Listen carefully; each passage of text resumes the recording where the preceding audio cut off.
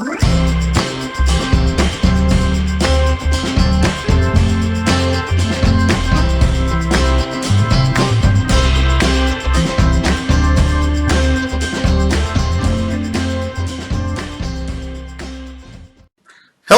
and welcome to the Gamer's Closet. I'm your host, Douglas Weed, and today we're going to be talking about Pirate Fluxx. Pirate Fluxx is a game manufactured in 2011 by Looney Labs games. This game seats anywhere from 2 to 6 players, runs for about 10 to 40 minutes of game time, and is rated for ages 8 and up. But let's dig into it a little further, shall we?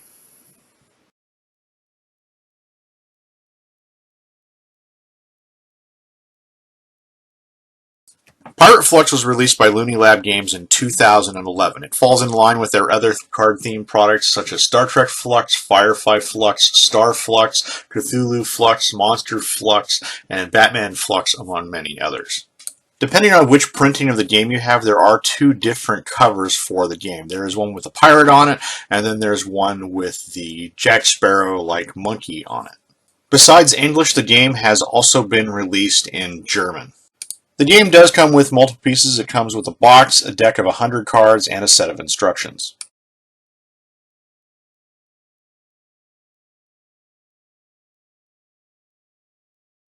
To set up this game, place the basic rules card in the center of the table. Shuffle the deck and deal 3 cards to each player.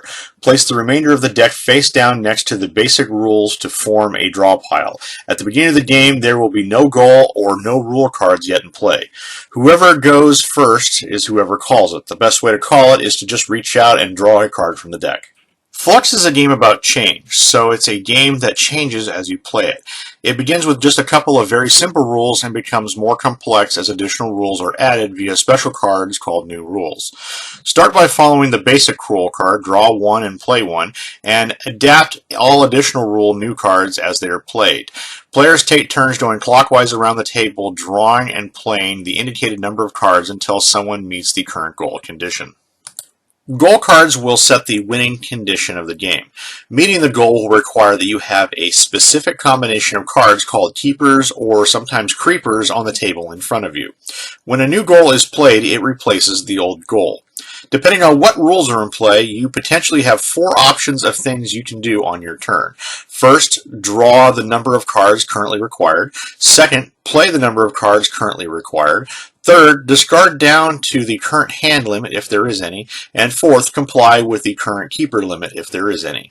When playing a card, you may choose any card in your hand. If you aren't sure how that card works, try reading it in full text out loud as you play it. There is no requirement to play cards in any specific order. There are 7 different types of cards in this game, the first of which are the basic rules. This is the starting point, the foundation on which the rest of the game is built. These initial rules will be superseded by new rules during the course of play, but this card should remain on the table at all times. The basic rules are draw 1 card per turn and play 1 card per turn, with no other restrictions such as hand or keeper limits. The second type of card are the new rule cards. To play a new rule card, place it face up near the basic rules. If it contradicts a new rule already in play, discard the old one. New rules take effect instantly, so all players must immediately follow the new rule as required. This will often cause the player whose turn it is to draw or play additional cards right away, or it may cause other players to immediately discard some of their cards. The third type of card are gold cards. To play a goal card, place it face up in the center of the table. Discard the previous goal, if any.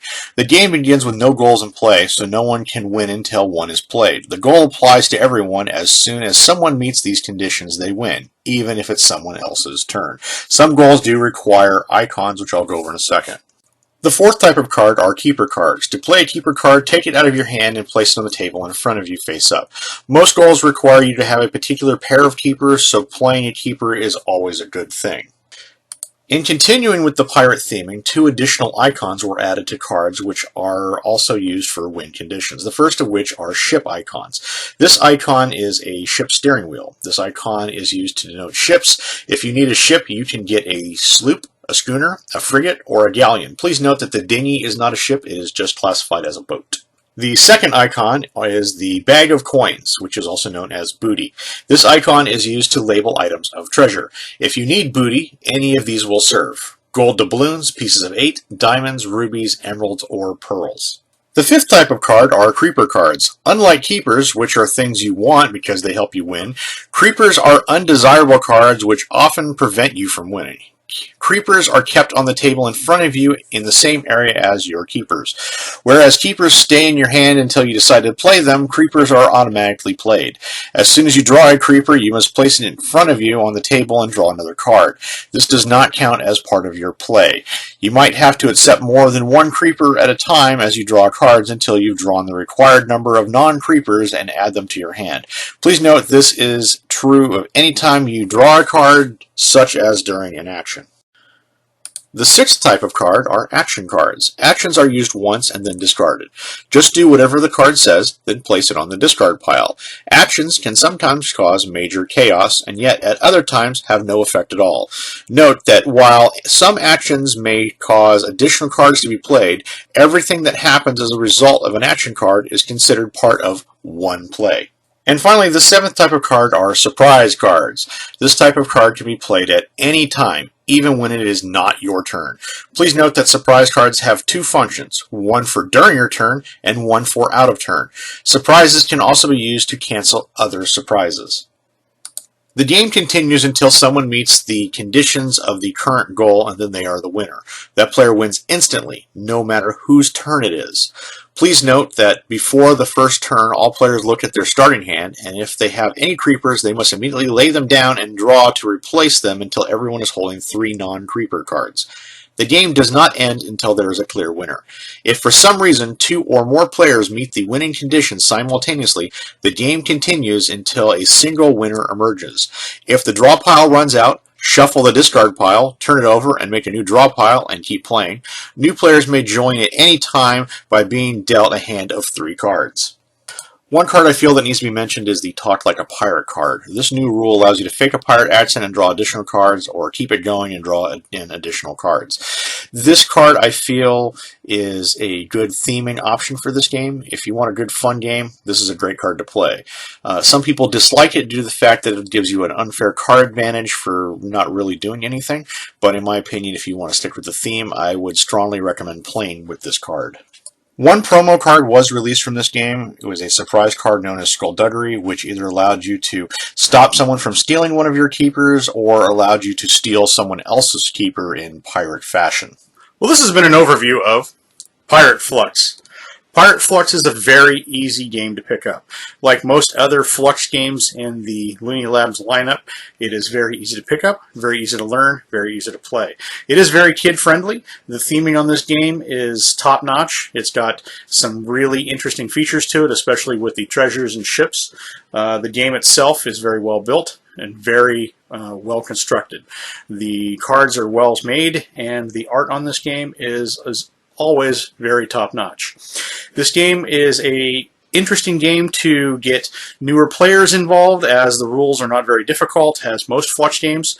It doesn't revolve along heavy creepers like some of the other versions do, so it is very easy to pick up and very easy to learn. If you haven't played Fluxx before, Pirate Fluxx is a very good option. As I said, it is very easy to pick up for novice players. The game itself goes online anywhere from about 10 to 20 bucks, so it is relatively easy to pick up and is still in print today. So if you would like a variation of Fluxx for a family game night or just to invite some friends over to introduce them to gaming, I would recommend giving this game a shot. So if you haven't played Pirate Fluxx before, I would recommend playing this game. Well, that's it from us here at the Gamer's Closet. We'd like to thank you for checking out our video on Pirate Fluxx from Looney Lab Games. If there's a game in the future you'd like us to review or go over, please put in the comments below. Please hit subscribe so that way you can be the first to check out our future content. And as always, please have a great gaming day.